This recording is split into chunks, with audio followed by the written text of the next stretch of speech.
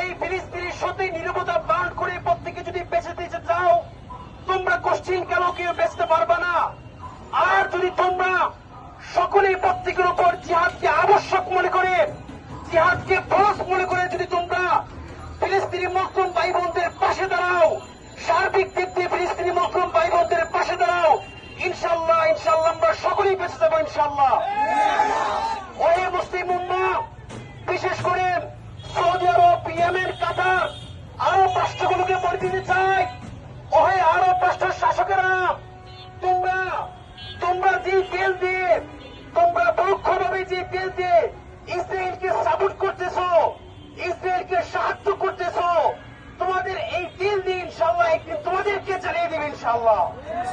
এই জন্য আমাদের প্রত্যেকের অবস্থান থেকে আমাদের ফিলিস্তিনি মুসলিম ভাই বোনদের পাশে দাঁড়ানো উচিত এবং পরপর অভিশপ্ত ইসরায়েলি বাহিনীদেরকে, আমাদের অভিশপ্ত বাহিনীদের সকল পণ্য সার্বিক দিক দিয়ে বয়কট করা উচিত।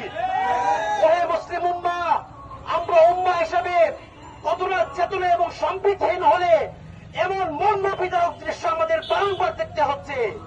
আমরা কতটা আত্মপরিচয়হীন এবং কতটা নৈপুণ্যহীন হলে আমাদের এরকম মরমর বিশ্ব দেখতে হচ্ছে।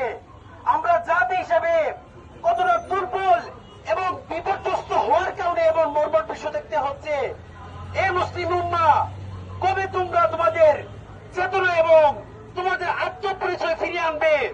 ওই মুসলিম উম্মাহ, যেদিন তোমরা সালাউদ্দিন আইয়ুবী, ওসামা বিন লাদেনের রূপে তোমরা ধারণ করবে, সেদিন আল্লাহ রাব্বুল আলামিন তোমাদেরকে নসরত করবে ইনশাআল্লাহ ইনশাআল্লাহ।